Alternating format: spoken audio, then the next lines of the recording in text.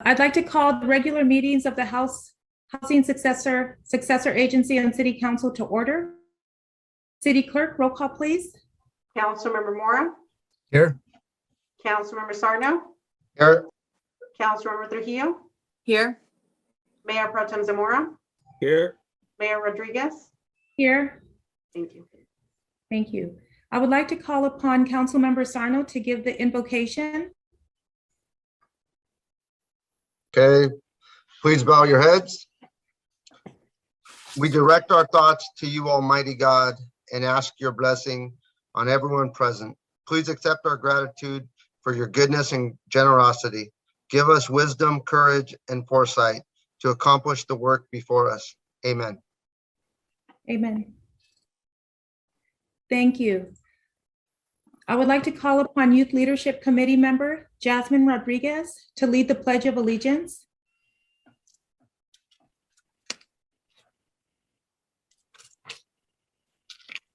Madam Mayor, I'm checking to see if she logged in. Oh, sure.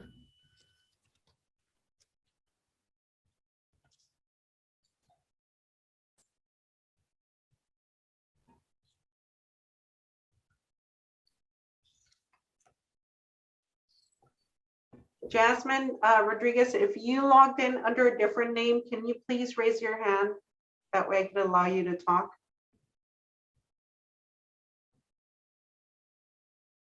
Madam Mayor, I don't see a hand raised. I'm not sure if you would like to appoint someone else for tonight to lead the Pledge of Allegiance. Thank you. I would like Jay Sarno, since you read the invocation, could you lead us into the Pledge of Allegiance? Yes, place your hand over your heart, please.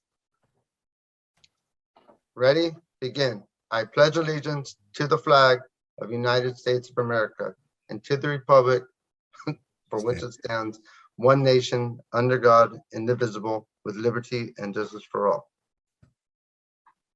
Thank you. Juanita, you have your hand up? No, okay, so we're gonna get started. Okay. Public comments are now open. Anyone joining us through Zoom can use the raise hand function if you wish to make a public comment on any item on the agenda or not on the agenda. The city clerk will see if you have raised your hand through the Zoom application. You will have 3 minutes to speak. City clerk, do we have any members of the public that wish to speak today? Madam Mayor, we have Lan Cottrell. Thank you. Good evening, Lang.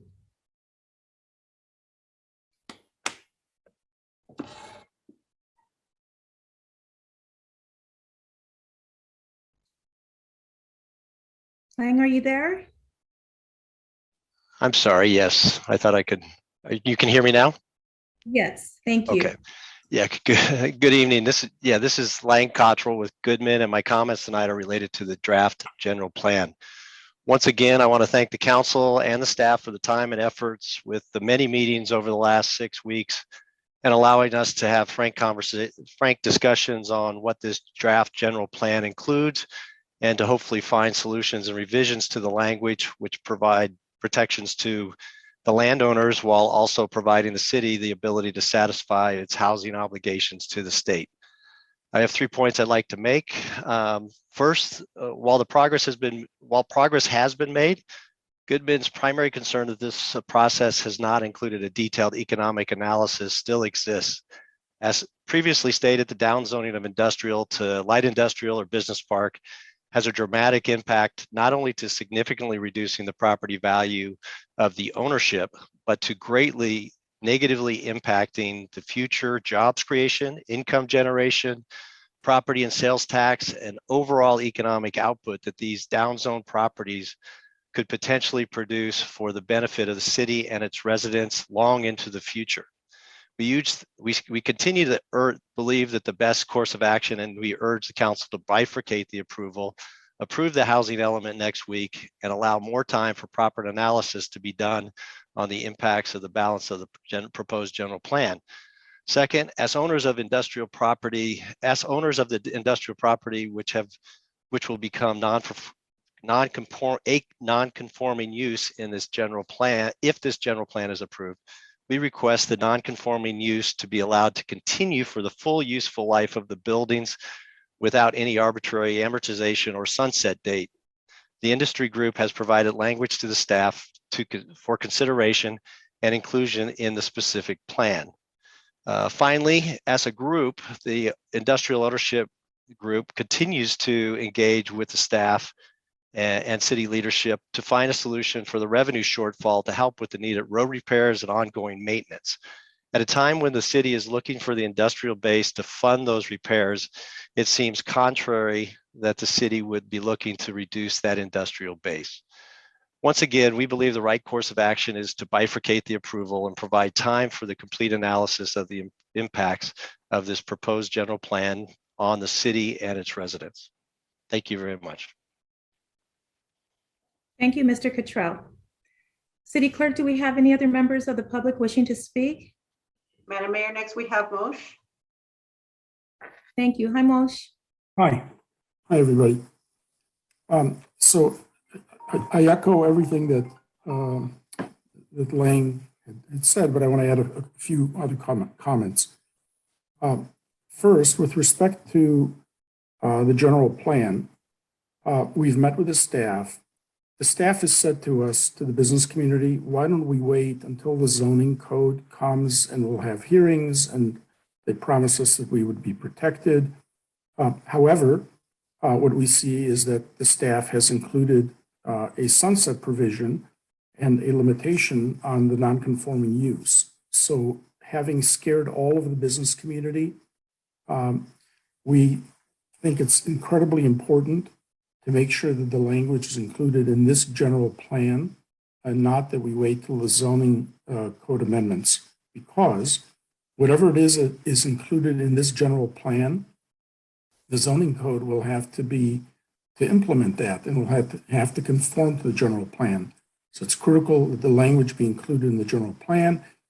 The lawyers have weighed in. It's certainly permitted to include that language, and there's no problem with that. It is also very important. I want to make sure that the council understands the business community has come with a compromise. The business community has a long history of engagement with the city, and you're about to get an award, a silver award, for being the most business-friendly city. That is the history of our city, and we hope that that will continue. And so I think it's crucial to make sure that you instruct the staff to accept the business community's language on the non-conforming use. When the city staff has raised issues, we have tried to come back, and we sent you the language trying to respond to their concerns. And if there's tweaking, we should talk about that. And if the city council instructs the staff, I'm sure that they will come up with the right language. And if you're not willing to do that, I would ask that you bifurcate these the housing element from the general plan. All the other cities like Los Angeles bifurcate. When we were told that it's illegal, it's not illegal. It can be done, given that Los Angeles and other cities do it. I also want to say that what the non-conforming language does is simply confirm what the staff had told us, all of us, on a joint session, study session, where the question was asked, are these uses going to be okay under the new GPA? And the answer was yes. Until you redevelop a building, don't worry. Now it seems to be that that the staff is backtracking from that. And thank you for your time. Thank you, Moshe. City Clerk, do we have any additional members of the public wishing to speak? Madam Mayor, next we have Steve Mazura. Hi, Steve. Good evening, Mayor and Council. I'll be primarily speaking about the draft general plan as well, since it's item 11 on your agenda tonight, and more primarily talking about the non-conforming use issue. And as you heard, and I think you'll hear probably again tonight, because we have not heard a direct response from staff since our meeting yesterday, that staff has not provided a response to specific compromise language on the non-conforming use issue since our last 3 meetings, 2 with staff and 1 with the city council. And the language they previously provided essentially only indicates that non-conforming uses will be addressed in the zoning code. We hope that the city council realizes that a cookie cutter, one size fits all non-conforming use language with time limits for termination of uses does not fairly account for the uniqueness of Santa Fe Springs and for the overall economic, environmental, and historical value of the businesses in this community. Therefore, it is requested that the language that language be included in the general plan and the zoning code that ensures we can have a clear voice, and that staff, the planning commission, the city council will allow for a dialogue and creative solutions that address real local and site-specific versus regional impacts that many businesses are unfairly being penalized for regional impacts on pollution, in a fair process to allow businesses and property owners to maintain their existing and future significant investments in Santa Fe Springs, and with regulations and a process that allows for non-conforming and impact analysis and conditional approvals on a case-by-case basis as necessary. We hope to continue to work out some compromise language on this, the legal non-conforming uses primarily, and between now and your February 8th meeting. Or, like was mentioned, we would continue to request bifurcation of the housing element as an option if this can't be worked out. So thank you for your time. Thank you. Thank you, Mr. Masura. City Clerk, do we have any more members of the public wishing to speak? Madam Mayor, next is Jeff Verano. Thank you. Hi, Jeff.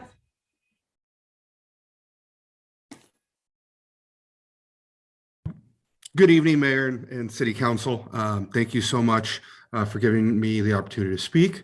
I wanted to follow up the previous speaker's requests for bifurcation with some legal precedent to show you that it is in fact legally permitted, because staff has repeatedly stated that you're legally required to update the general plan at the same time as the housing element in order to avoid internal inconsistencies within the general plan that could somehow put the city at risk. That's simply not true based on the following case. The case is Friends of Aviara v. City of Carlsbad. It's for the city attorney, it's 210 Cal App 4th 1103. In that case, a citizens group challenged the City of Carlsbad's adoption of revisions to its housing element without updating the general plan on the basis that it made the general plan internally inconsistent. The Court of Appeal disagreed and explained that the housing element law itself recognizes that inconsistencies will arise and that it may not be possible to resolve them at the time a housing element is adopted or revised. They found the following, and I quote, "Faithful to the principle that a general plan must be internally consistent, the housing element requires that a municipality set forth the means by which it will achieve consistency with other elements of its general plan. Although requiring that consistency be achieved, use of the future tense in the statute plainly expresses legislative recognition that inconsistencies will arise and that it may not be possible to resolve them at the time a housing element is adopted. As we interpret section 65583, it manifests a clear legislative preference that municipalities promptly adopt housing plans which meet their numerical housing obligations, even at the cost of creating temporary inconsistency in general plans. The interpretation suggested by Aviara, by which other elements immediately would other elements of the general plan must be made consistent with the housing element immediately, would no doubt delay the adoption of revised housing elements.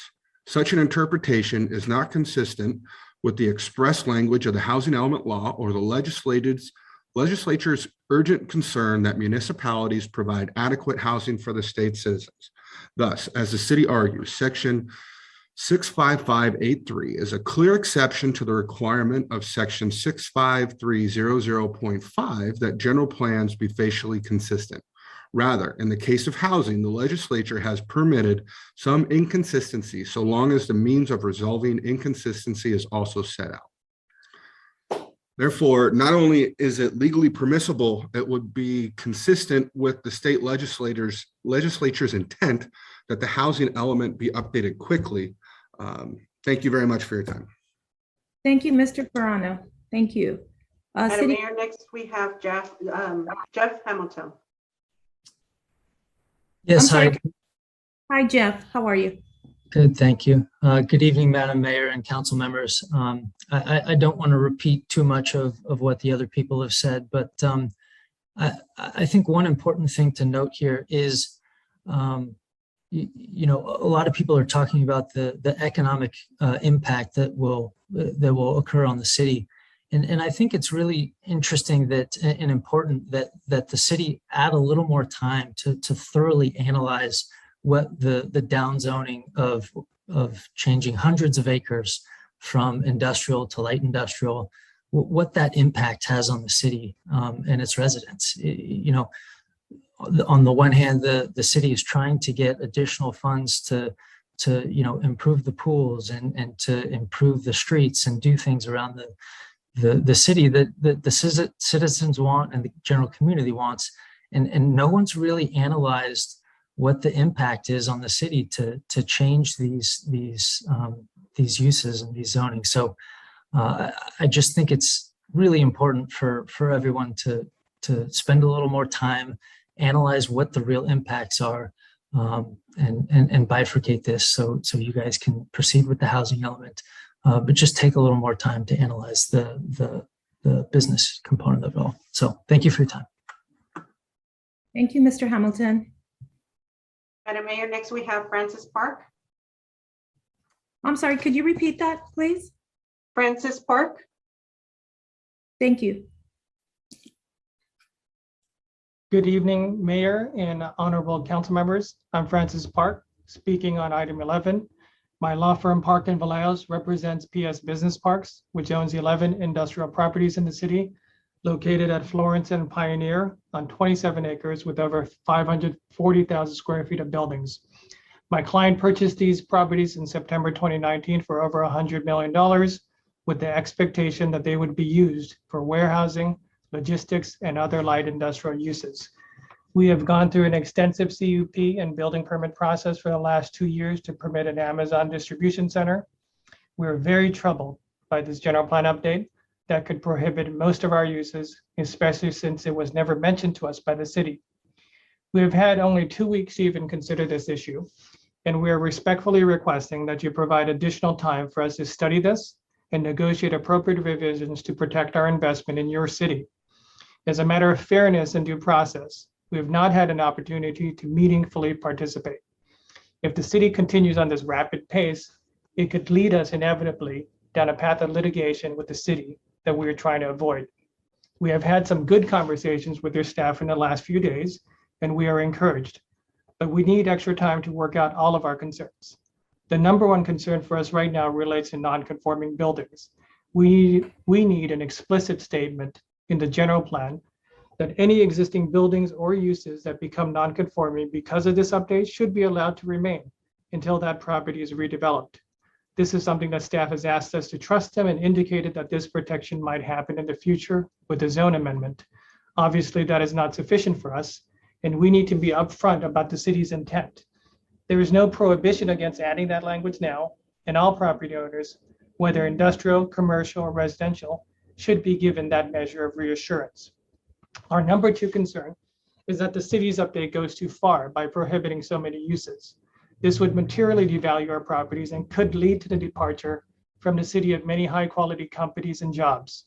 It is unclear why the city would want to damage its strong industrial base in this manner. The existing zoning regulations include a process that takes into consideration compatibility with surrounding uses, including residential. If you inhibit our ability to have trucks, then this will lead to vacancies and possibly blight. The city's policy, which is within your purview, should not be to prohibit all existing industrial that are located near existing and future residential. The update goes too far in one direction and really needs to be balanced to protect your industrial base. We are hoping you can give your staff the policy direction tonight to find an amicable solution that allows the city to move forward without litigation. Thank you for your time and consideration. Thank you, Mr. Park. Madam City Mayor, Clerk, sorry about that. Madam Mayor, next we have Stefan Wando. Thank you. Hi, Stefan. Yes, good evening, Mayor and members of the City Council. Can you hear me? Yes. Okay, very good. I'd like to speak on behalf of the property owners group. As you've heard already repeatedly, we've had several opportunities to meet with staff recently, and staff being available is sincerely appreciated. In most areas, particularly the critical areas, we have made very little progress through these meetings. It appears very obvious that the proposals and suggestions from the business communities are not being incorporated, are not being addressed, are not being responded to. Even language that's been proposed several days ago. The issue, as you've heard repeatedly, is the non-conforming use. So I'm not going to repeat all of it. But I think the important part is we've been told all along that staff's intent is not to push tenants and not to push existing jobs away. That language, that intent, however, does not show up in the documents that we've received from staff. The language proposed by staff has been vague, has been non-committal, has been subject to a wide range of interpretation. And when staff has brought up concerns about expansions of a non-conforming use, or the fact that an intensity of use could be furthered, the business community was immediately willing to stipulate that was not our intent, that a further intensification of a non-conforming use is not what any of us asked for, that an expansion of a non-conforming structure is not what we asked for, what we're looking for. And if that's really the only concern that staff has over this non-conforming language, we're totally prepared to work with staff. Big picture standpoint, 713 acres are looking to be downzoned from industrial to various uses. That's about 20% of the industrial base. It would seem to me that's a significant component of jobs and investment. I think it would be in the best interest of everyone, the city council, city staff, and frankly, we're told that investment into the city is a primary goal, that we've heard from staff and economic development that they want to be bringing new businesses into the city, which all of us have tried to do. How does one meet that goal of encouraging future investments when the language proposes a non-conforming use that will take jobs away? That language remains vague. How does anyone feel comfortable to be bringing new investment into the city? So if the council could help us bridge the gap with staff and help us seriously consider our proposals, that would be greatly appreciated. Thank you, Stefan. Madam Mayor, that concludes our speakers. Okay, there's no more public speakers. Okay, let's move on. I will now close public comments and move on to the next item. Item number 6, housing successor agenda. We have one consent item. Is there a motion for the approval of item number 6? I'll move and approve. I'm sorry, who moved? There was 2 people speaking at the same time. Doesn't matter. Joe Angel and Jay. Okay, we have a motion by Councilmember Sarno and Mayor Pro Tem Zamora. City Clerk, roll call vote, please. Councilmember Mora, Aye. Councilmember Sarno, Aye. Councilmember Trujillo, Aye. Mayor Pro Tem Zamora, Aye. Mayor Rodriguez. Aye, Motion passes. thank you. Item number 7, successor agency agenda. We have 2 consent items. Is there a motion for the approval of item number 7? I'll move, Juanita. Second, John. Thank you. We have a motion by Councilmember Trujillo and second by Councilmember Mora. City Clerk, roll call vote, please. Councilmember Mora, Aye. Councilmember Sarno, Aye. Councilmember Trujillo, Aye. Mayor Pro Tem Zamora, Aye. Mayor Rodriguez. Aye, Motion passes. thank you. Item number 9, resolution number 9755, request for parking restrictions during certain hours on the east side of Painter Avenue, south of Florence Avenue. I would like to call on Director of Public Works, Noe Negrete. Mayor. Again, this item is for a parking restriction on the east side of Painter Avenue, in between Florence and Lakeland. And the particular address. Madam Mayor, I'm sorry to interrupt, but I believe we skipped item number 8. Oh, I'm sorry. Okay, hold that. I'm sorry Can we about just that. continue this one and then go back? Or do we have- Yes, yes, you could do that. Okay, I'll try to wrap it up here. So it's the ongoing quest to chase overnight parking. The business is at 10910 Painter Avenue, and they're requested to implement no overnight parking between 7 p.m. and 5 a.m. Next slide, please.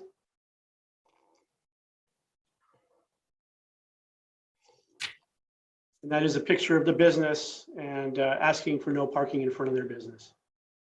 And that concludes my report. Okay. Is there a motion for the approval of item number 9? I'll move Joe Angel. I'll second Jay. Thank you. City Clerk, roll call vote, please. Councilmember Mora, Aye. Councilmember Sarno, Aye. Councilmember Trujillo, Aye. Mayor Pro Tem Zamora, Aye. Mayor Rodriguez. Aye. Motion passes. Okay, back to item number 8. Item number 8, City Council agenda. We have 5 consent items. Is there a motion for the approval of the City Council consent agenda? Move I'll John. move Juanita. Second John. Okay, we have a motion by Councilmember Trujillo and second by Councilmember Mora. City Clerk, roll call vote, please. Councilmember Mora, Aye. Councilmember Sarno, Aye. Councilmember Trujillo, Aye. Mayor Pro Tem Zamora, Aye. Mayor Rodriguez. Aye. Motion passes. Thank you. Item number 10, on-call professional engineering services for the design of residential streets improvements south of Florence Avenue project, award of contract. I would like to call on Director of Public Works, Noe Negrete. You already did that one. Oh, thank you, Madam Mayor. Wrong number. So this is a award of contract for design. Next slide, please. If you recall, at the CIP study session, the council requested that the design of this project be accelerated. This is for the area south, the residential street south of Florence Avenue, in between Orange and Ringwood Avenue. We did receive 5 proposals from our on-call list, and we've chosen NV5 at a cost of $85,500. There'll be an additional $14,000 for staff time to review the design. So we are asking for an appropriation of $100,000. And if you go to the next slide, it'll show the streets that we're going to be designing for street improvements. And they're all the streets south of Florence all the way to the city limit. I'm happy to take questions on this. Got one away real quick. I think you had mentioned or clarified this before, but this will not jeopardize the potential funding we could get from the I-5 fund because we started this. If we start the design, the design will not be reimbursable. But what we're trying to do is get the design started. So by the time the construction is ready, we'll hopefully have some agreement. If we do start the construction before an agreement, we would be jeopardizing it. That's correct. Okay. Well, no, he would. So, I mean, the I-5, the reality of what we're trying to really get the I-5 to really help with is probably part of what Guard, Buell, or more, whatever those through streets were that they were utilizing because of their plant that was right there. And some of the, Cecilia, but the rest are basically on ours anyway. So it would only, and in the last meeting that I was at with the I-5, they said, as long as you guys are, fair with us, they shouldn't have a problem with helping us with some of these streets. Correct? Yes.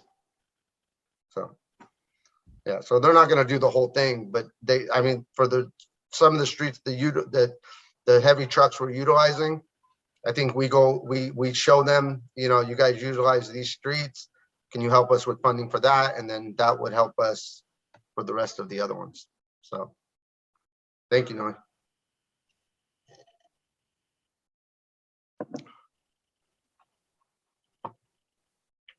Are there any other comments? Anybody? Okay. Is there a motion for the approval of item number 10? I'll move, Joe Angel. I'll second Juanita. Thank you. We have a motion by Mayor Pro Tem Zamora, second by Councilmember Trujillo. City Clerk, roll call, please. Councilmember Sarno. Aye. I'm sorry, Councilmember Mora. Forgot about me. Aye. Councilmember Sarno. So I vote twice. Aye. Councilmember Trujillo. Aye. Mayor Pro Tem Zamora. Aye. Mayor Rodriguez. Aye. Motion passes. Thank you. Item number 11, 2040 Comprehensive General Plan Update. I would like to call upon Director of Planning, Wayne Morrell. Madam Mayor, this is Ray Cruz, City Manager. I wanted to make some introductory comments before this plan director goes up. That's possible.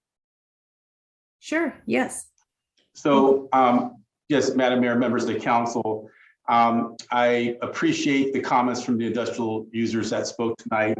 I think there was a lot of positive changes to the general plan update that we've worked through. We've gotten direction from council that they wanted to work, how has worked with them for compromise. There was 12 items that they sent to us last week. We had 11 of them where we pretty much came to agreement to and use a lot of their language. Of course, the non-conforming use is the biggest issue for both sides. Yes, we are having our differences. And again, it's not an issue of trust, it's an issue of the appropriate timing where those issues are brought up. We've made it clear that we will talk about all those topics under the general zoning code amendment process, not here with the general plan. It's because it's not a legal issue, it's the appropriate way of working these plans. And most cities up and down the state do. And I don't know about what the city of Los Angeles does, but that's not the way that we have been trained to do these processes. So I don't want to have any acrimony through them. And I think we've had a lot of positive feedback and working relationship. We had one last change of language for the non-conforming use that was brought 3 minutes before our meeting yesterday. So we had a commitment to meet with them tomorrow at noon. So we plan to work through that. But honestly, I don't think what they want is going to happen. And so the issue of bifurcation is really an issue. If you want this to be brought up in the general plan or not, we're not going to pretty much have too much, I think, progress on this topic. But we do commit that this will be brought up during the zoning code amendment time period and not here. So they can have their concerns addressed there completely. And that's the proper process. So at this point, I bring it back to you, Mayor, to bring up the plan director. Sure. I'd like to call upon our planning director, Wayne Morrell. Yes, thank you, Madam Mayor, members of the council staff. I would just like to point out some things very quickly in terms of some of the speakers that spoke with regards to the Amazon facility. When that was approved with a conditional use permit, staff never indicated that logistics would be allowed, because first it came in as a fulfillment center. That was the description. But because we did not have a definition for fulfillment center, we could not allow the use. Then we finally decided on, I believe, parcel delivery, and that's how the use was allowed. But we never, under any circumstances, stated that logistics would be allowed. And just one more note on that, under the existing general plan, and Mr. Park may not be aware of this, but the Amazon facility, because it's a package delivery facility under the proposed general plan, it would be allowed by right. Also, with respect to a sunset provision, staff never on any document stated a specific time period. As a response to what we were told by the business community in terms of a time period within which those uses were to be allowed, what we were hearing was that 20 years, if you're thinking of any time period, 20 years would not be sufficient. So that's where that came. And the last item is, yes, we did receive a letter from the business community. I believe it was around 401. And there was some language about redevelop, but we did not agree on what redevelop means. And for the business community, redevelop meant that essentially you would only be allowed to change the use once the structures are completely demolished. And just keep in mind, under existing building code regulation, as long as you keep one wall up, you could still increase the size of a building and it would be considered rehab as opposed to a new building. And finally, in one of the previous meetings, a speaker mentioned, why don't we look at Long Beach and model or look at it in terms of providing guidance for us. So staff has looked at Long Beach, Whittier, Paris, Lomita, Duarte, Daly City, Culver City, Ojai, City of the Industry, La Mirada, Cerritos. And I repeat, none of those have within the general plan document, land use section, none of them have a non-conformity provision. The general plan is a policy document, its goals and policies. In terms of hierarchy, it's at the top and everything follows from that. So you have the general plan on top, and then the zoning is supposed to implement the goals and policies of the general plan. The only city that had some type of, within its general plan of the ones that I looked at, was La Mirada, and they just define what is non-conforming. That is all. Notwithstanding, we've had numerous meetings with the business community. We hope to continue that relationship, and we have made substantial changes or modification based on what they have provided. In some instances, we've wholeheartedly accepted the revision. The biggest issue is that non-conforming provision, but we will continue to work with the business community. I do not believe that separating this out or extending it would serve any value because we already know all of the issues involved and we're working on those issues so that by February the 8th, we will present options to you. And at that time, the city council can say yay or nay. But I assure you that we have been working meetings after meetings to try to resolve these issues. Now, do I think that in the end that everyone will be pleased? Absolutely not. I would not say so. But I would like to have my assistant director, Kwong, just speak about what we've done in terms of listening to the business community and some of the changes that we've made. Thank you.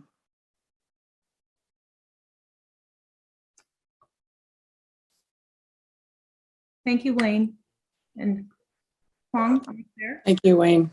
Good evening, Mayor Rodriguez and members of the City Council. I don't have slides for you tonight. I will provide you with essentially a verbal update to summarize staff's effort to date. We did receive numerous letters. The bulk of the comments coming from a 5-page letter that was provided by the business group.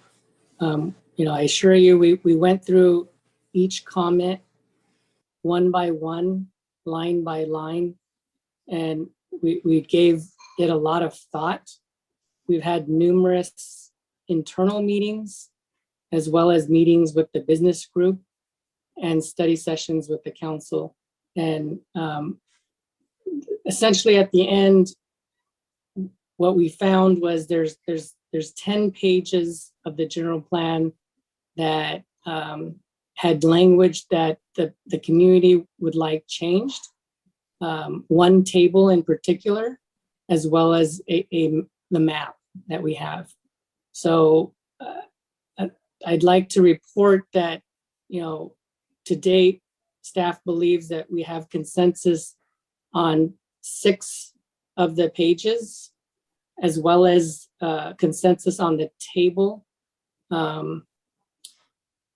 We have a couple of outstanding issues that already has been brought up. The first on the forefront is the non-conforming uses issue. That is something that we're still working through. We do have new language to propose to the business group. We will do that tomorrow at a meeting that's planned tomorrow afternoon. Another outstanding issue that is high on the list would be our land use map, and specifically how the 500-foot is measured to create the light industrial areas.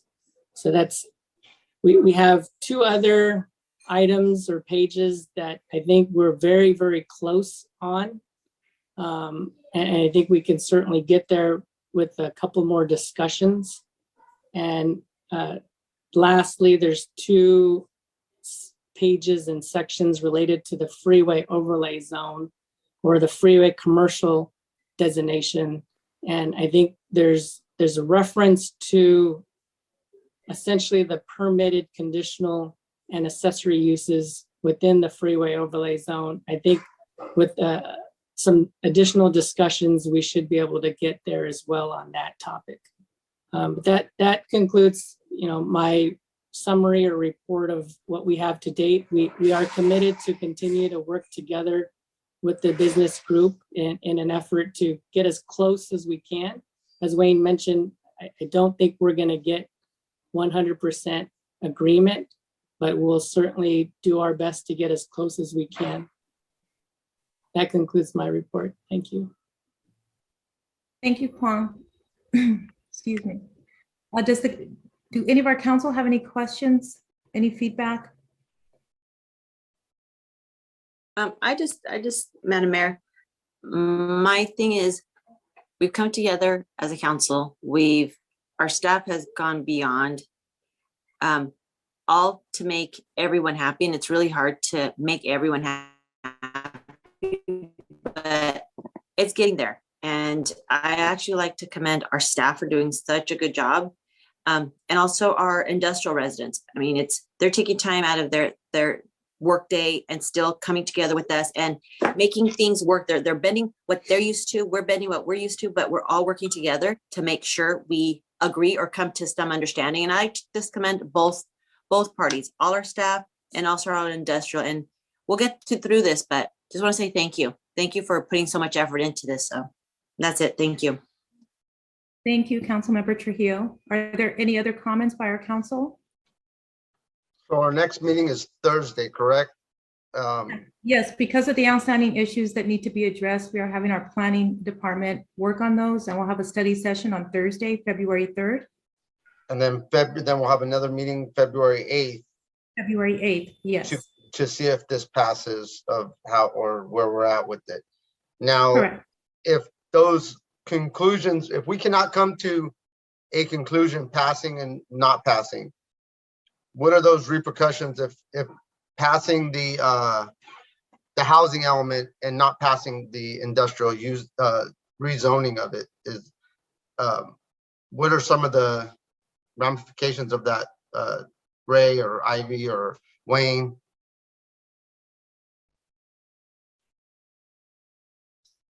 Ivy, would you like to speak, please? I'm going to ask if Wayne can speak as to the particulars. I was looking for is our consultant here. Well, there's of course may I please speak, Madam Mayor? Yes, of course. Okay, thank you. So there's of course the issue of the grant money. There's the issue of the consistency analysis. And I know that the gentleman mentioned a case law.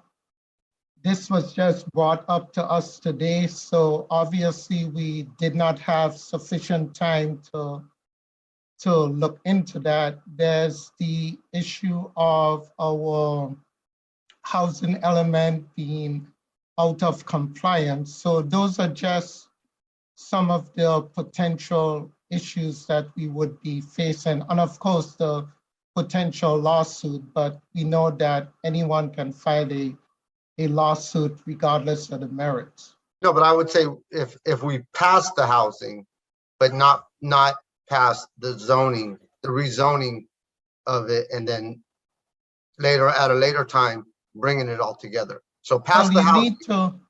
You need to, along with the housing, you need to approve the land use. Laurel, I know you're more well versed on this on me. Could you speak on that, please?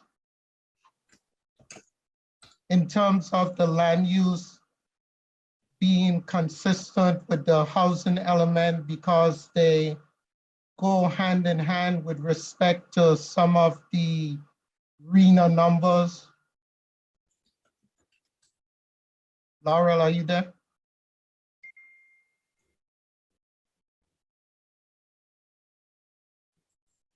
Oh, Jeff, Laurel needs to be, could you make her a panelist, please? And remember, we do have the deadline of the 8th. Wayne, is Jose on the line also that he can become a panelist? I didn't see Jose, but if Jeff could make Laurel a panelist. And I know Jose had spoken about this before. Yeah. All right. Hi, this is Laurel. Can you hear me? Yes, thank you, Laurel. Okay, so I guess in regards, the question was about whether or not, what would happen should the deadline, we come upon the deadline. So on February 8th is when our housing element is supposed to be adopted, and that's per state deadlines. What happens if we pass the housing element? So we would not be able to just adopt the housing element without the land use element corresponding with it.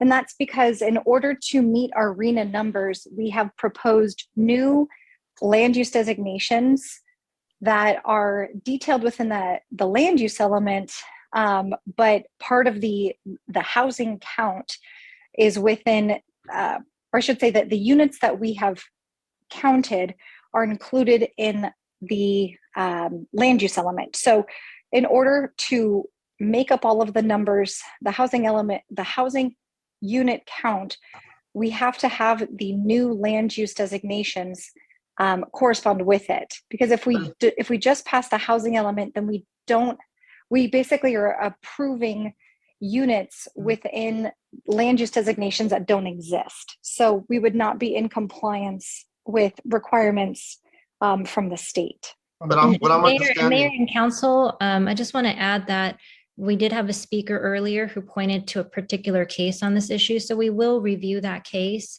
and then come back to you and update you on that. So we will take a look at that case as well. okay, because the house, are any of the zone changes for the industrial around the new housing element that we're proposing for rezoning then?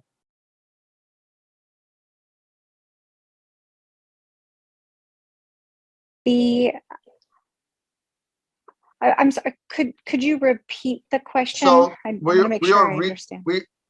We need to, you're saying that we need to do both at the same time to complement the rezoning of certain areas for housing to be allowed for the arena numbers, correct?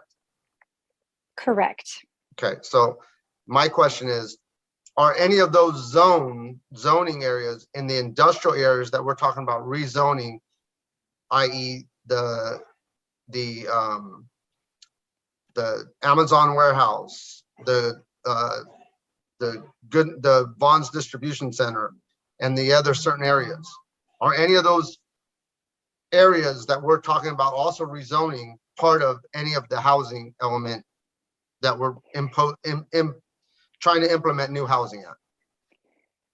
There are a few sites within the city that are currently have a land use designation of industrial that are proposed to allow for housing uses, whether it's mixed use or transit oriented development. So yes, there would be changes to the industrial section in order, or the industrial land use designations in order to satisfy the housing element. But not in all uses that we're proposing to change though, correct? Not in all of the industrial areas. So if we don't do the industrial areas that it's not a housing element attached to that, would we still be able to pass the housing element?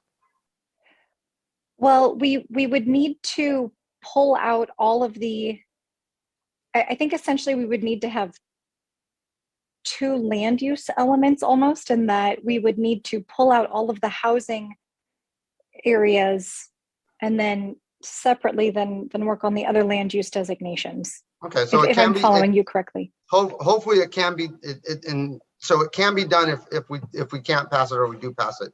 I'm not saying either way. And then obviously we can figure out what the law that, or the case that the other lawyer had told us about doing or reading. So hopefully we can come to an agreement with our industrial business owners. And I think we just need to remember, guys, that, you know, Santa Fe Springs is built on an industrial city. The luxury that our residents have is because of our business community. And we can't forget that. So we have to both compromise. We have to both come together as one and realize we don't want to impact any of them as much as we don't want them impacting us. So hopefully by next week, we can figure this out and come to a compromise and, you know, vote on the future for us. So thank you, guys. Mayor and council, we've heard comments from Council Member Sarno. Does anybody else have any direction or comments for staff or to come back with information for the study session on Thursday? I'd like to hear what Wayne has to say. He has his hand up. Yes, Madam Mayor, I would just like to say quickly, and it's not an overstatement, and this isn't the only reason why we should act on this, whether it's a yay or nay, because to prolong it would not get us any closer to where we need to be. We've already heard everyone. We know what their concerns are, and we're going to address that. 2 months from now, 3 months from now, 4 months from now, it's not going to make a difference. We already know what all the concerns are.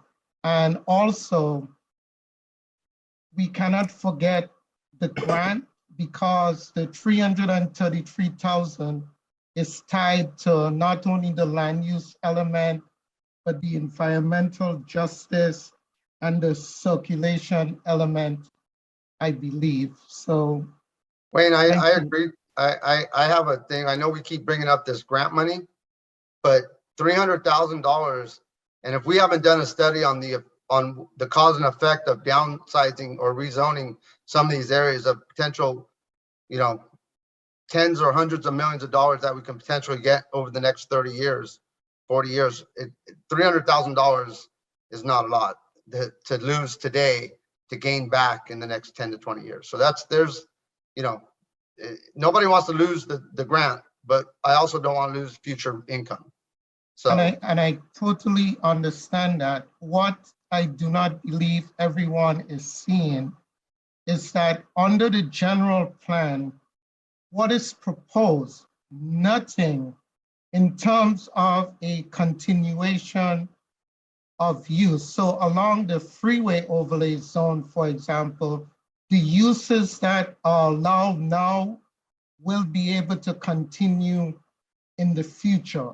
People are perceiving this as when the code is amended, someone needs to immediately demolish the building. That is not the case. The buildings are going to continue whether or not it's in an industrial zone or a business park. Nothing is going to change on the appearance or the use.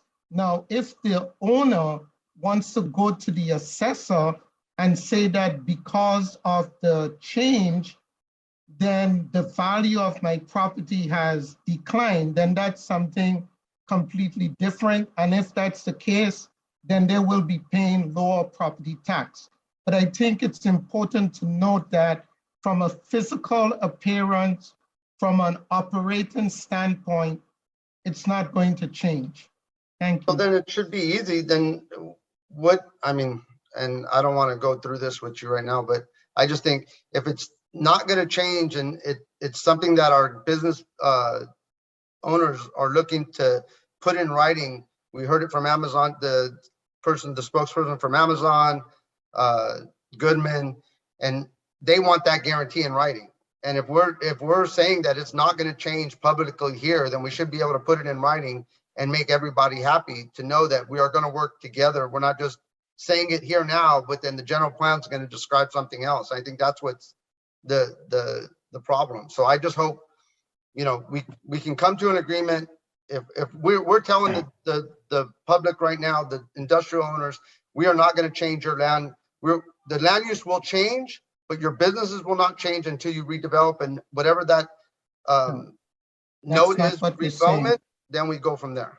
But that's not what we're saying. Yeah, Mr. Mayor, Madam Mayor, and members of the council, that we're not saying that. We're just saying that all of that needs to be the details in the zoning code amendments. And my question to you, it would not be worth waiting any longer past February 8th, because I think we're going to come at a loggerheads where they want those assurances and details in the general plan. We're saying that needs to wait for the zoning code amendments. So I would only say you wait if a majority of this council says we want those details in the general plan, which we're recommending against. So there's no reason to go beyond that unless we get that vote from the council saying that's what we're directing us to do. Well, this is Joe Angel, if I may say something. Oh, go ahead, Joe Angel. I'm sorry. Go ahead. Well, if you look at it, no matter what, some of our failures here in the city we haven't followed a timeline. No matter what, we gave ourselves a timeline of February 8th. And we even said, hey, we're going to work with the business community to have these set meetings, and we've done that. And just to echo what, Councilmember Trujillo said, we're commending the business community. We're also commending our staff. But yet, if we don't give a timeline, then we're just going to keep going in circles. And it's either going to be, the tail chasing what, or what are we chasing? So we have to understand that February 8th is our timeline. And this is what has hurt a lot of cities, or, including ourselves, that we don't have a timeline. And we set this in place, we set this in motion. And now the rhetoric is, hey, well, let's get their technicalities, where, when you look at general plans, they are vague in all cities. This is why they don't put those technicalities in, because they open you up for some kind of liable claim or lawsuit. And this is why we have to understand that this is a general plan set in motion. They looked at what, we've had the business community, we even have Some of our council bring up, hey, what are other cities doing? And you know what? We got that response today. Look at 10. I think Wayne named over 10 cities saying that this is not done this way. And now we're saying, hey, well, let's see if we can mold it into changing that. And we can't. February 8th is our timeline. This Thursday, we have a study session. The business community is going to meet tomorrow. And we have more concerns. And I know that Councilmember Mora brought up, and he brought up to the business community stating, and I don't want to mistake your words, Councilmember Mora, but he stated, hey, you got, telling the business community, make sure you guys have everything now. Don't give it to us after the 11th hour if you guys have changes. And this is why we need to have this. And of course, what are we getting? We're still getting new changes.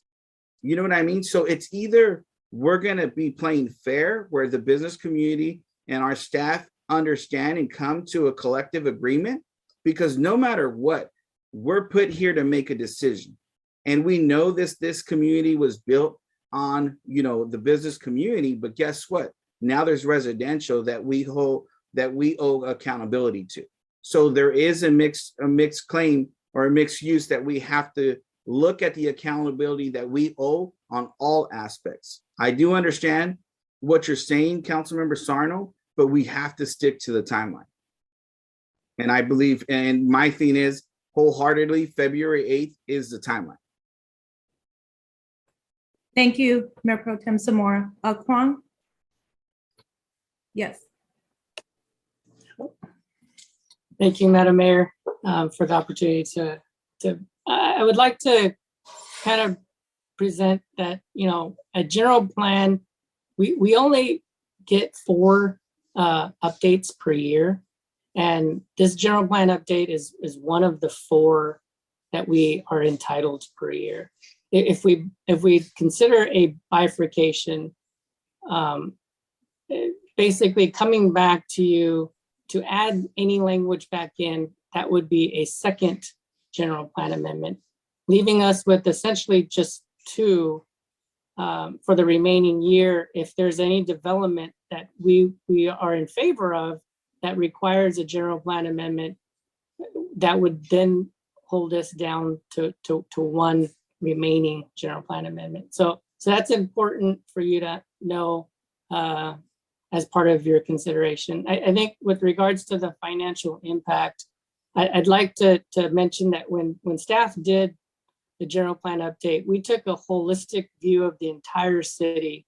And while there may be arguments that the downzoning of light to light industrial creates a negative environmental impact, you also have to look at the fact that we are also creating a mixed use TOD, mixed use downtown, and a freeway commercial area, all of which, I can't provide you with numbers, but I would assure you that those zones would create a positive impact. So consider if we came to you with just the downzoning without any of the other new additions or changes, that would be much harder to convince both the council and the community when it's just basically a downzoning of industrial properties. So that's all I wanted to add. Appreciate the ability to comment. Thank you, Kwong. And I also want to say that Mayor Pro Tem Zamora, this is a business and a residential community. And yes, we've had 2 years to work on our general plan. Our staff has done a great job. Our residents, I thank you so much for all of your input. The public has requested addendums to the general plan, and the staff, planning commissioners, and our council have worked very hard to make the addendum. So with that said, as I said before, we are going to have another study session on Thursday. Our staff is going to work on the items that need to be addressed tomorrow, and we will discuss that further. So with that said, are there any other comments by our council that need to be addressed right now? Or staff? just wanted to recap real quick here. Thank This you. is a, this is a tough one, because it's so true. I just want to mention something, a member of the audience at one of the commission meetings, maybe 2-3 meetings ago, had mentioned that commissioners and council members come to the meetings, we are here in the city, and then we go home. But we aren't in this city. This is our home. And so a lot of what makes it really tough is, it's both. We are put here to be and to look out in the best interest, health and welfare of our residents, but not, forgetting the fact that, this city was built on industry, and industry continues to thrive here. So this is what makes it tough. However, we all know that this is a general plan, which is basically a general plan. And hopefully between tomorrow and no later than Thursday, we're going to be able to see if, with bifurcation issue does not come up again, but, come to an agreement, particularly in the areas where we're talking about the non-conforming zones and the language, so it could be clear, both for our staff and then that our industrial residents are okay with. I think, if we still are, they're business as usual, they're conforming to the laws of the AQMD, the, local and state and federal laws, continue the business. But, we do need to move forward. We don't know where we're going to be at in 20, 30, 40 years. What's the pollution going to be like? So, my understanding of this general plan is it's a general plan. We're looking forward to the future, but we do have to take into consideration our business partners that have invested so much money with us. And I'm hoping that, this week we'll be able to lay it all out on the line. There was a case law that was brought up, and I'm glad that, the interjected, we're going to take a look at that. And, we're always learning from this, but I think we need to move forward. And that's it. Thank you. Thank you, Council Members Amora. Okay, we're going to move now. If there are no more other comments, we're going to move now to the next item. These are presentations. This is a virtual presentation by Leonard Bareilles, District Manager for the Los Angeles County Economic Development Corporation, LAEDC, to award the City of Santa Fe Springs with a silver certificate for the 2021 Most Business Friendly City Award. I'd like to call on Director of Planning, Wayne Morrell.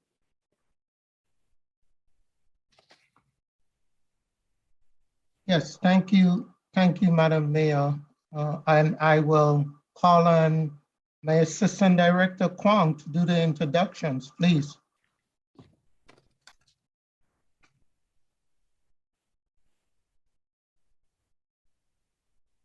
Kwong? I wasn't prepared to, but okay. Well, isn't Mr. Leonard here, and he's going to do his presentation via Zoom, right? Correct. So tonight we have Mr. Leonard Bareilles, who is prepared to provide you with a virtual presentation. As you know, the last few years, the city has consistently applied for the Most Business Friendly City Award. And last year was very competitive, but we did receive a silver certificate. And with that, I would like to introduce Leonard Bareilles from the LA Economic Development Commission. Good evening. Can you hear me? Yes, we can. Good evening, Madam Mayor and members of the City Council.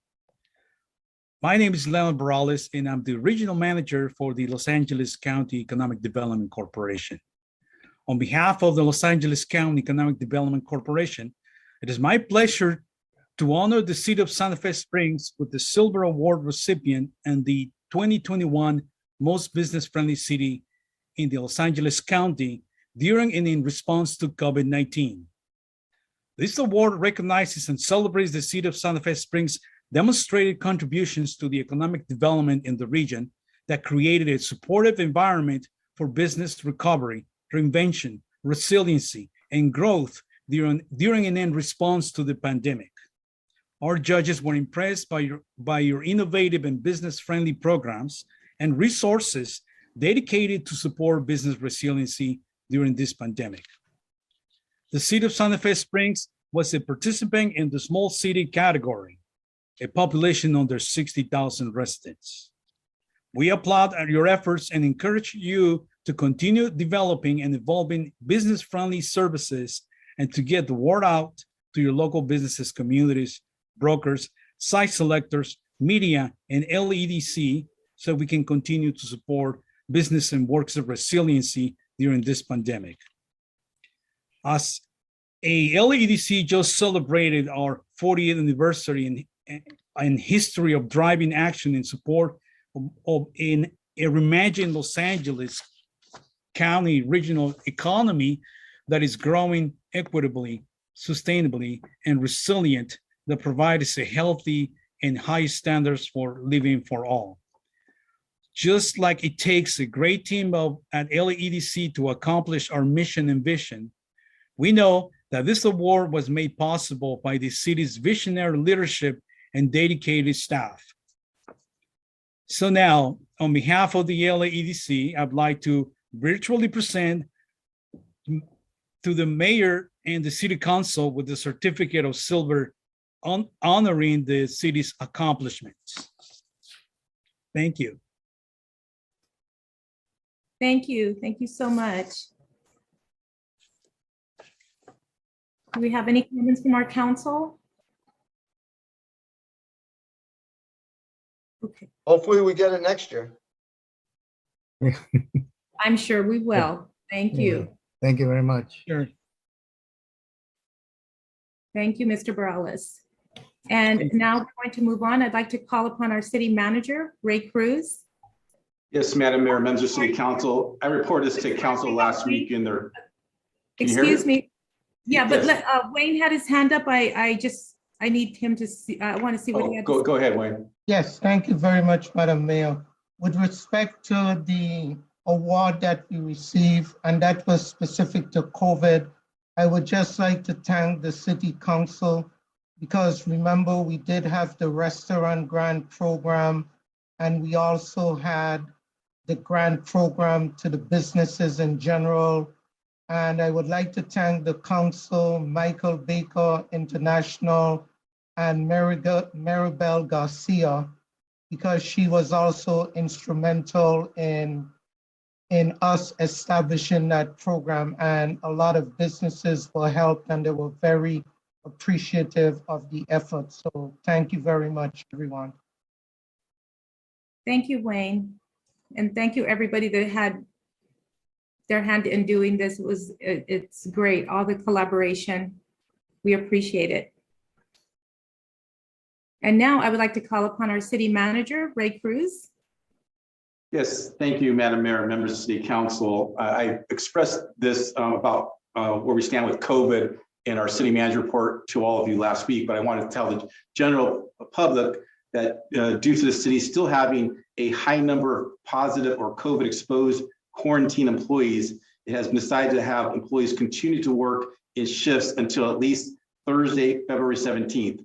Furthermore, all public meetings will be also continue to be conducted via Zoom during that same time period. However, all city facilities will continue to be open as usual.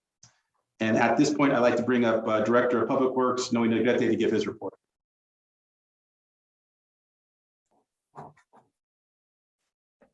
Thanks, Ray. I just have a few things here to report on. Letting you know that we have concluded all of our meetings with each of the council members regarding the CIP. So the staff is tabulating all the results where we have consensus.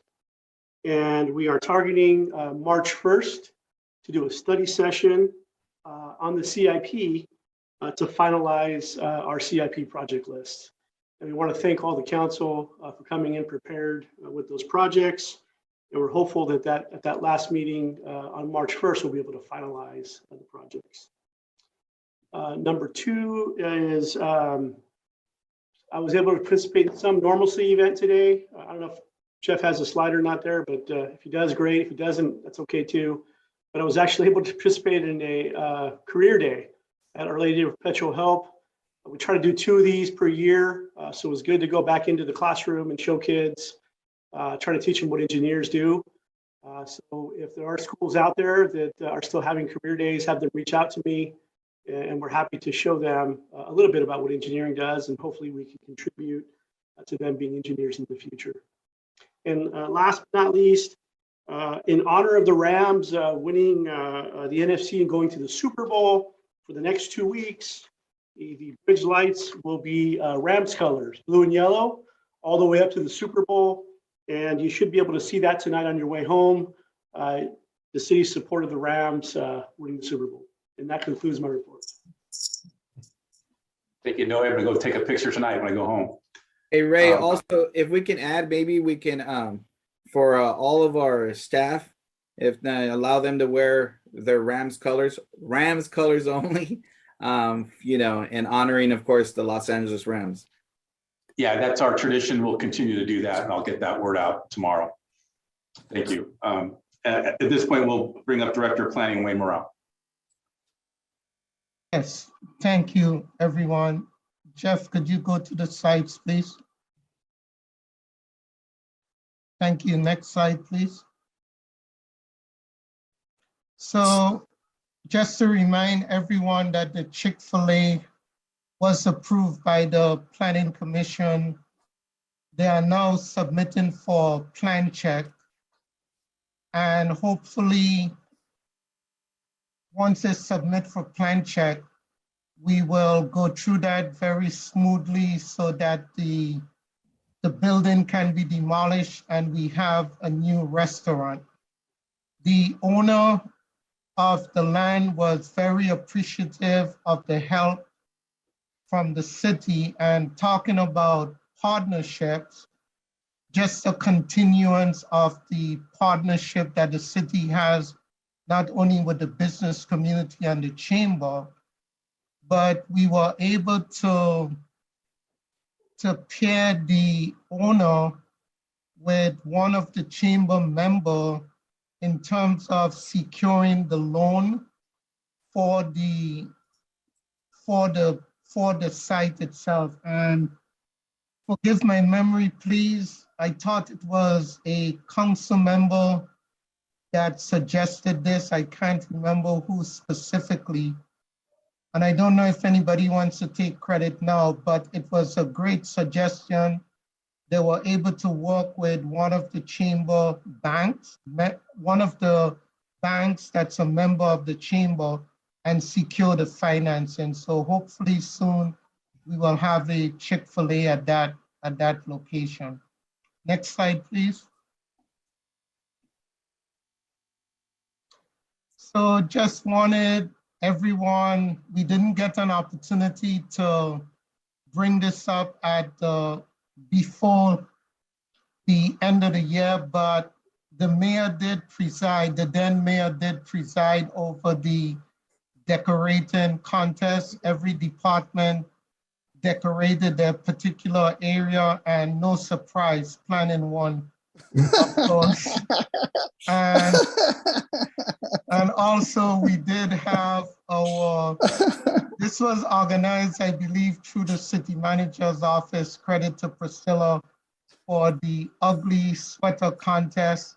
No one in planning won, someone in the library won. But given the whole issue with COVID, this really helped the spirits of everyone. Police services participated, fire participated. It was really good seeing everyone come together and decorate their offices. But again, obviously, planning was the best. But I want to repeat that again. Next slide, please. And I believe that's it. Thank you very much, everyone. Oh, and we're still waiting for a first prize, which is supposed to be a pizza party. So we're waiting on that. Thank you. Wayne, you do hear Dino's laughter here, right? I don't think Dino agrees with you. No, I'm agreeing with a lot of joy. A lot of joy. Yeah.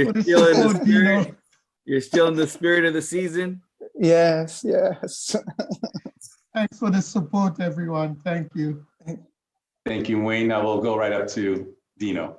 Okay, thank you. Good evening, Madam Mayor and Council. As you all know, we weren't able to have a Red Ribbon Parade at the end of last year, so we decided to put together a video that reflected what Red Ribbon means to our community.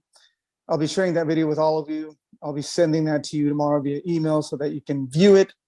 It's, I think you'll agree, it's a fantastic promotional piece that the community and schools can showcase in the future. Once you see it, you'll be very proud of it. There was a lot of work and creativity put into it by staff. You guys were a big part of it. The children, the schools, the teachers, administrators.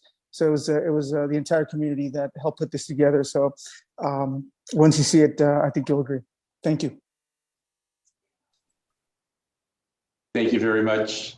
I'd like now go to Fire Chief Brent Hayward. Thanks, Ray. Just confirming you can hear me. Yes, you can. Great. Madam Mayor, City Council, and those viewing tonight, good evening. Just a couple of brief updates. The usual COVID numbers I'll go into just briefly. Fire rescue is doing pretty good as far as staffing, but we do continue to see an awful lot of COVID positive patients out in the field, but with our PPE, we're doing it as safely as we can, and everybody's well. We're just going to take a look at now the difference between the last 14 days in the county and the city. 14 days ago or 2 weeks ago, the COVID positivity rate in LA County was almost at 21% or 20.85, and the hospital daily average rate of admissions or people in the hospital was at about 4,500. Today, 2 weeks later, if you look on the right and both the left graphs, you can see that that curve is starting to decline at a pretty good clip, which is good news. COVID positivity rate is at 13.2%, and the hospital average rate is at about 3,700. If you go back to the peak of the peak about a year ago when things were really bad, we were close to having 9,000 to 10,000 people in the hospital. Santa Fe Springs over the last 2 weeks, we've had an additional 847 COVID positive patients. And we unfortunately have had one more death added to the list for the city. Next slide, please.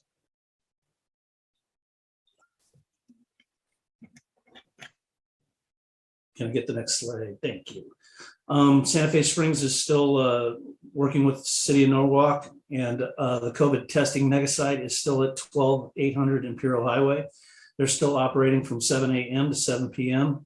That is going good, and we appreciate the partnerships with everybody to get this going. Again, if you want to register, it's at inspirediagnostics.com/Norwalk, excuse me. If you do enter, they do take in drive-ins. You basically enter at 12800 Imperial Highway or travel east from Bloomfield, and you'll make a right-hand turn. In there, they'll direct you to get your QR code and get your testing. And they're pretty prompt about getting stuff turned around. We've had a lot of positive feedback from this site. Next slide, please. Just wanted to give an update on our new truck 811 from Pierce out of Appleton, Wisconsin. Excuse me. Our group of 5 individuals, including one of the city mechanics, Mark, went to Wisconsin over the last week. And the second part of the build process is doing what they call the final inspection. There's quite a few things that they look at, and it's not uncommon for final inspections to have between 50 and 150 minor little things to work on. And it varies from just, paint to where a clip is, or a color of a seatbelt, or all sorts of things, but things went very, very well. It looks great. The reports are super positive. If you go to the next slide. The challenge on this one was that when they were there, the wind chill factor factored in Appleton was -28 degrees. That's the only complaint we got at this point. But everything functions well. They put it through its paces out on the tarmac out there in the back of the plant, and things are good. We look forward to having this delivered probably within the next month, and then it'll be another 4 to 6 weeks of just mounting of tools and equipment, which involves a lot of custom mounts and things that will be built here in the local area. So with that, that concludes my report. Thank you, Chief. I want to write on that aerial when it's ready up here, so look forward to that. We'll throw your name in the hat there, sir. All right, so up next is Director of Finance, Travis Hickey. Good evening, Mayor, members of council. Just a couple quick items. We have the slide there, Jeff. So on Thursday, January 20th, the Santa Fe Springs Chamber of Commerce sponsored their annual 2022 Economic Outlook with Dr. Chris Thornburg of Beacon Economics, who's done it for the last several years. He's always entertaining and informative. A couple of the takeaways I had from the presentation, obviously it really revolved around the economy and the effects from the pandemic. We've seen what they call the V curve, meaning dramatic impact on the economy, but a pretty rapid recovery, not a U curve that you might expect in a more long-term type of recessionary environment. And really our recovery is really being slowed by a lack of supply more than demand. In other economic downturns where you have unemployment or low economic activity, it's really on the supply side. On the demand side, but in this case, it's more driven by the supply side. The unemployment is low, but the risks we're seeing really is a shortage in workers with all of the baby boomer retirements.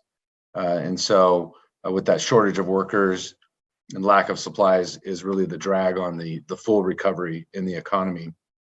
Risks going forward, really the federal government's fiscal and monetary policies were a bit excessive and overreactive to the pandemic and cause overheating. And now we're looking at inflation and high level of federal debt. But overall, we're looking at a positive economic outlook, and we'll be taking his presentation and figures into consideration as we get ready for next year's budget.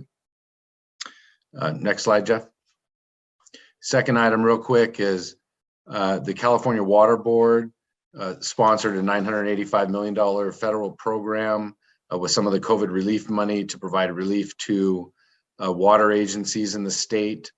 We were able to submit a claim for our delinquent accounts from March 4th, 2020 through June of 2021. We received within the last 2 weeks a total of almost $86,000 for 107 residential accounts and 13 commercial accounts, along with almost $2,500 for administration. So thank you to Jesse Sira in Public Works, as well as Alvaro and Lana in Finance for working together to get that claim submitted for the city. And that's all I have. Thank you. Thank you, Travis. Now I'd like to bring up Director of Community Services, Maricela Balderas. Thank you, Ray. Good evening, Madam Mayor and members of the council. I have 3 items to share with you this evening.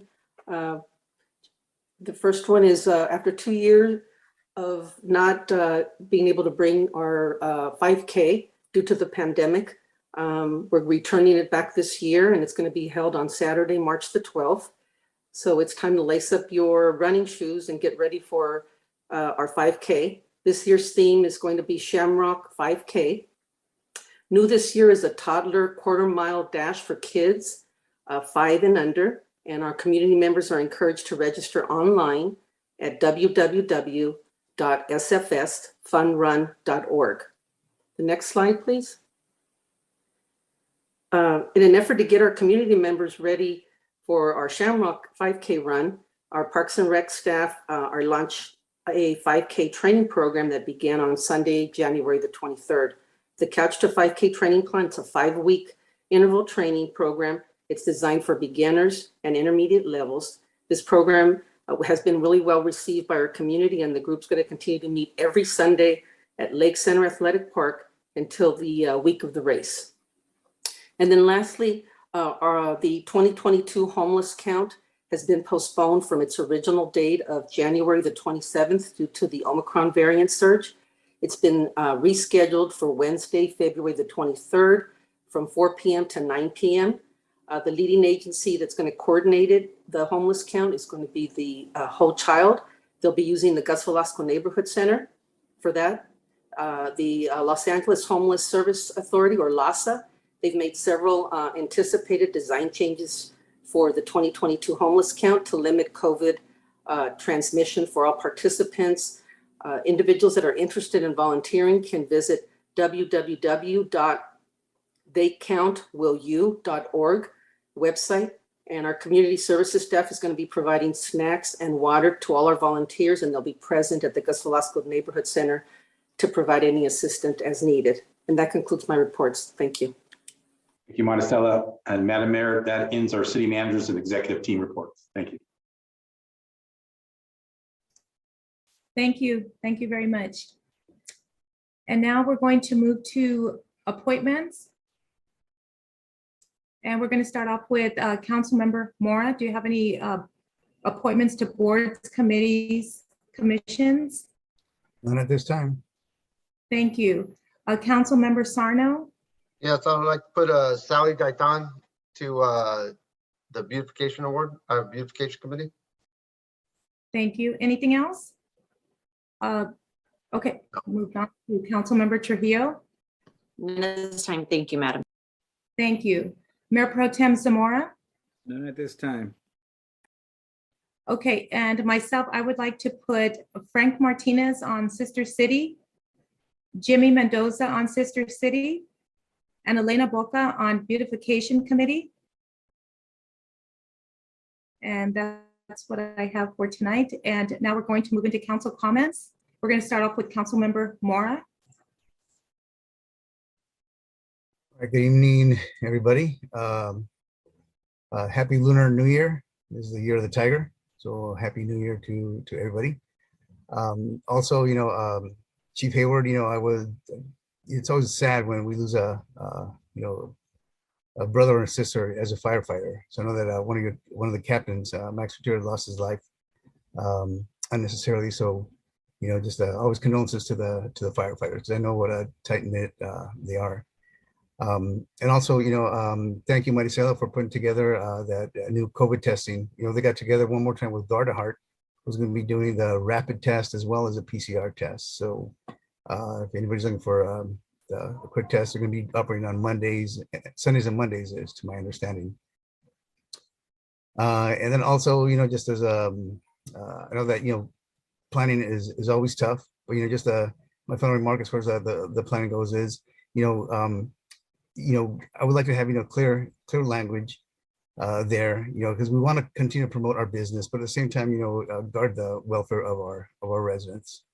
And I know that, we want to allow the city to have the flexibility, for our decisions in the future. But I think planning and business members alike for their comments. Thank you so much and have a good night.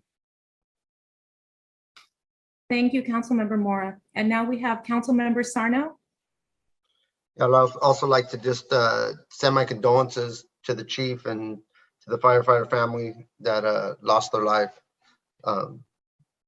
It's tragic when you lose your life in the line of duty, and it's just a shame. But really just something really short. Just want to thank our staff, especially HR again. We continuously try to operate as a city with limited supply of employees because of all the high test positive cases, but we continue just to show that no matter what challenge we put in front of ourselves, we always come out ahead, and it's just due to the good nature of our staff and our people. So thank you guys, and everybody be safe. Thanks. Thank you, Councilmember Sarno.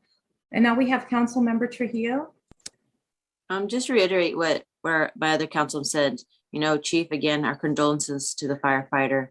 You go to work every day hoping you'll come home, and you never know with that type of job. So again, our condolences.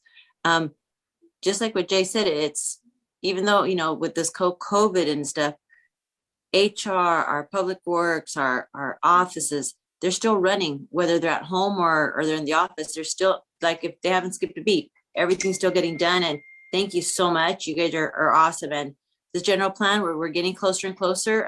It's just great to see how much involvement the businesses have, just as much as our staff does. And it's awesome to see that. So hopefully within a couple of weeks now or next week or so, we'll be done with this general plan. And that's it. And I just can't wait for the couple things coming up. You know, the 5K, that's going to be fun to have that again after it not being here for a while. So thank you.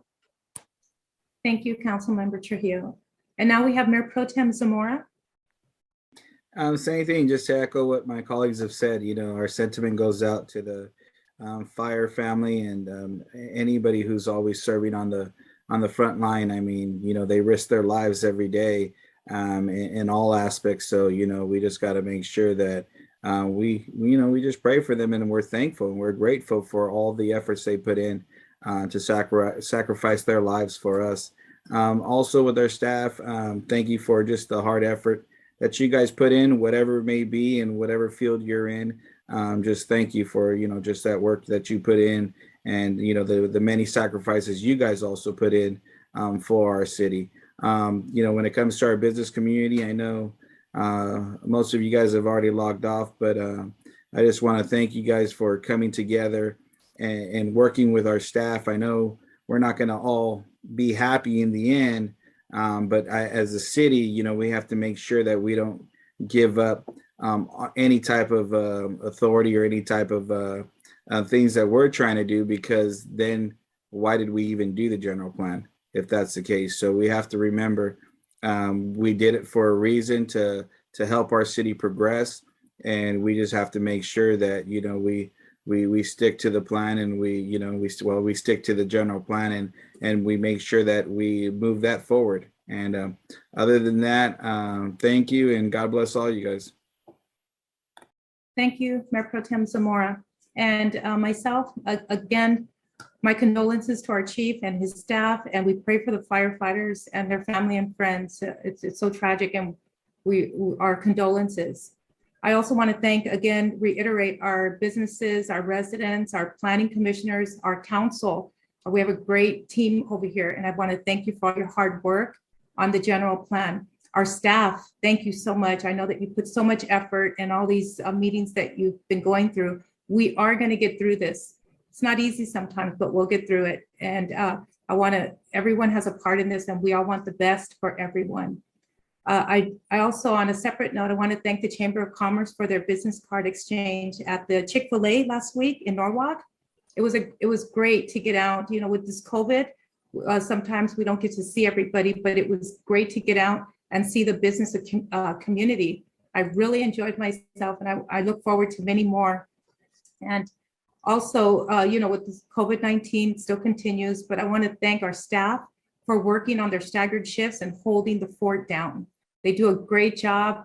They've done awesome, and they continue to work hard and move our community forward. The morale, I want to thank Priscilla Moreno and the staff, Janet, everybody. I mean, they want to keep the morale up for Valentine's, Maricela, all of our staff. I don't want to mention names because I don't want to miss anybody, but I want to thank everybody. I had a chance to go in and visit with people and see just how much effort they put into our city hall and our residents and our business community. Also, I wanted to tell you that I had the pleasure of going to the Mayor's Academy. We talked about keeping our city moving forward, balancing the budget and our economy, policing and safety, the goods and bads of social media, and morale in the workplace. It's great education that is provided for our council, our Mayor Pro Tem, and myself. And I want to thank our city for giving us the opportunity to learn so that we can make right decisions to serve our community. And so with that said, I just want to say thank you to everybody for being here. And I would like to adjourn the meeting. So thank you. Good night, everybody. Good night. Good night, everyone. Have a good evening.